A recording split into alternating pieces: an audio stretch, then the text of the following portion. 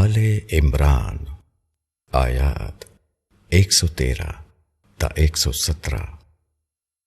سب اہل کتاب یکساں نہیں، ان میں ایک گروہ عہد پر قائم ہے، وہ راتوں کو اللہ کی آیتیں پڑھتے ہیں اور وہ سجدہ کرتے ہیں، وہ اللہ پر اور آخرت کے دن پر ایمان رکھتے ہیں اور بھلائی کا حکم دیتے ہیں اور برائی سے روکتے ہیں اور نیک کاموں میں دوڑتے ہیں۔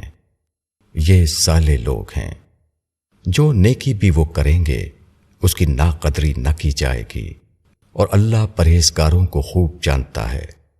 بے شک جن لوگوں نے انکار کیا تو اللہ کے مقابلے میں ان کے مال اور اولاد ان کے کچھ کام نہ آئیں گے، اور وہ لوگ دوزخ والے ہیں، وہ اس میں ہمیشہ رہیں گے۔ وہ اس دنیا کی زندگی میں جو کچھ خرچ کرتے ہیں اس کی مثال اس ہوا کی سی ہے جس میں پالا ہو، اور وہ ان لوگوں کی کھیتی پر چلے جنہوں نے اپنے اوپر ظلم کیا ہے، پھر وہ اس کو برباد کر دے۔ اللہ نے ان پر ظلم نہیں کیا بلکہ وہ خود اپنی جانوں پر ظلم کرتے ہیں۔ تشریح: نیکیوں میں سبقت سے مراد اس آیت میں مومنین اہل کتاب کا یہ عمل ہے کہ نبی و آخر الزمان کی زبان سے جب خدائی سچائی کا اعلان ہوا تو انہوں نے فوراً اس کو پہچان لیا اور اس کی طرف عاجزانہ دوڑ پڑے۔ اس وقت ایک طرف دین موسیٰ تھا جو تاریخی عظمت اور روایتی تقدس کے زور پر قائم تھا، دوسری طرف دین محمد تھا جس کی پشت پر ابھی تک صرف دلیل کی طاقت تھی۔ تاریخی عظمت اور روایاتی تقدس کا وزن ابھی تک اس کے ساتھ شامل نہیں ہوا تھا۔ اپنے دین اور وقت کے نبی کے دین میں یہ فرق وقت کے نبی کے دین کو ماننے میں زبردست رکاوٹ تھا، مگر وہ اس رکاوٹ کو عبور کرنے میں کامیاب ہو گئے اور بڑھ کر وقت کے نبی کے دین کو مان لیا۔ مال و اولاد کی محبت آدمی کو قربانی والے دین پر آنے نہیں دیتی، البتہ نمائشی قسم کے اعمال کا مظاہرہ کر کے وہ سمجھتا ہے کہ وہ خدا کے دین پر قائم ہے۔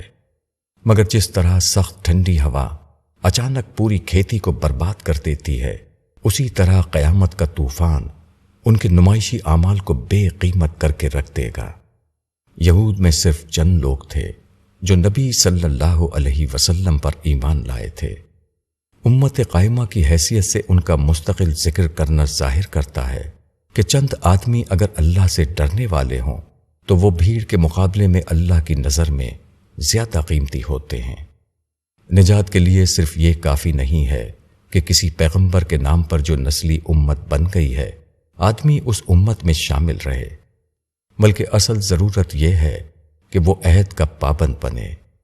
عہد سے مراد ایمان ہے۔ ایمان بندے اور خدا کے درمیان ایک عہد ہے۔ ایمان لا کر بندہ اپنے آپ کو اس کا پابند کرتا ہے کہ وہ اپنے آپ کو پوری طرح اللہ کا وفادار اور اطاعت گزار بنائے گا۔ بالفاظ دیگر گروہی نسبت نہیں بلکہ ذاتی عمل وہ چیز ہے جو کسی آدمی کو خدا کی رحمت اور بخشش کا مستحق بناتی ہے۔ اس عہد میں تمام ایمانی ذمہ داریاں شامل ہیں۔ تنہائیوں میں اللہ کی یاد، اللہ کی عبادت گزاری، آخرت کو سامنے رکھ کر زندگی گزارنا، اپنے آس پاس جو افراد ہوں ان کو بھلائی پر لانے کی کوشش کرنا، جو افراد برائی کا ارتکاب کریں ان کو برائی سے ہٹانے میں پورا زور لگا دینا، خدا کی پسند کے کاموں میں دوڑ کر حصہ لینا۔ جو لوگ ایسا کریں وہی عہد ربانی پر پورے اترے، وہ خدا کے مقبول بندے ہیں۔ ان کا عمل خدا کے علم میں ہے، وہ ان کو ان کے عمل کا بدلہ دے گا اور فیصلے کے دن ان کی پوری قدردانی فرمائے گا۔